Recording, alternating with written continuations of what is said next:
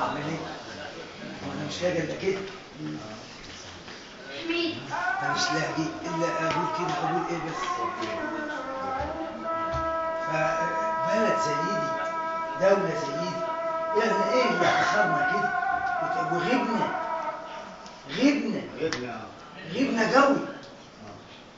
كان من اولها جت مخيار الراجل ومراته واولاده في حته ينقطع عنهم جميع التليفونات، لا محمول ولا ارضي ولا سماوي ولا غير حجم. اما تنتهوا في حكمهم، اليوم واحده تدفع 24 مليون ليه، والثاني بالتليفونات، واللي تتم خلاص تلعب بين. ما هي ملعوبه من البدايه. ما هي التليفونات من البدايه صدقني، ما هي التليفونات هي اللي غضب ولا ابتلاء يا مولانا؟ نعم، غضب ولا ابتلاء عليهم؟ لا هو غضب عليهم لكن ابتلاء للشعب. في حديث مولانا بيقول يعني فيما معناه طبعا مش حافظه. نعم. هل اللي يتغيرتم قوم يتسارعون على السلطه فهم السوس؟ هل دي ورد؟ لا الحكمة والنبي يعرف النصوص دي. يعني دي اللي ما يعرفش لسه دي معهم. شوف لحل في المشكله دي. انتوا في مفيش دعوه هتساوي دعوه الام. مات الاب. خلاص. اعمل ايه عشان الدعوه تساوي دعوه ايوه كده يا عم. استنى بس يا عمده. استنى يا عم عطيه صح كده فضيله الشيخ. ايوه عاوزينها دي من فضيله الشيخ. دي كانت في قضيه التوبه. داخل واحد قاتل متعمد، فسيدنا ابن عباس بيقول له ليك توبه، قال له مالكش توبه. دخل واحد تاني قال له ليك توبه، قال له انت بتكيف المكيالين؟ قال له لا، انت داخل عاوز تاخد رخصه لان تخطئ. اما ده داخل تايب قبل ما يدخل. فرد ابن البراق بيقول له امين تبص حالتكم؟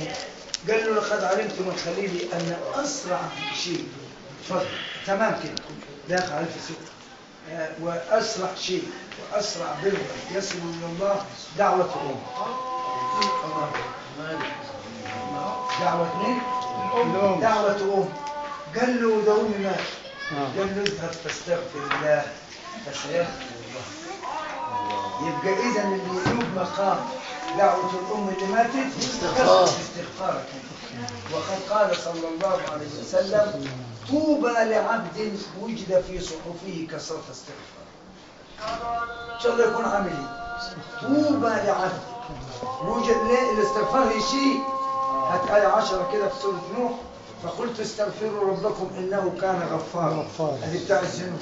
يرسل السماء عليكم مدرارا ويمددكم باموال وبنين ويجعل لكم جنات ويجعل لكم انهار. مالكم كده؟ ايه ده يا رب تزعلان ولا ايه؟ ما هو طلع لنا ناس برضه. يعني في حديث بيقول من قال لا اله الا الله دخل الجنه. يقول لك لا اله الا الله بس ما انا قاعد فيه. الحديث قال كده مستخسرها فينا. انت مستخسر فينا ان هو الحديث جوال يقول لك لا اله الا الله بس. يعني امال اعمل ايه بس؟ ويعمل لها بقى عزلكات ونظامات وكائنات ثم تقبلها على النكره عشان تفيد العموم وخلاص. هو قال له اني لغفار لمن تاب وامن وعمل عملا صالحا. يقول يعني ايه؟ يعني ازاي يغفر له؟ قال لا ايوه يغفر له، انت شريكه مش عبده. الملائكه لما استغاث كل اللي يروح المكان اللي بالك فيه ويجي يصلي الفجر ويسأل الفجر لا الملائكة دي يعمل العمل ويغفر له هو ساعة ما يصلي الفجر. والله العظيم يا رب هذا عبد الله يتوقع يغفر له. الملائكة ما هو اصلا واخدها دايرك على طول.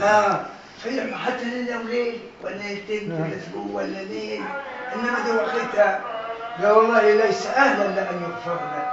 اسمع رد ربنا قال ان لم يكن عبدي اهلا لان اغفر له فأنا أهل لأن أغفر.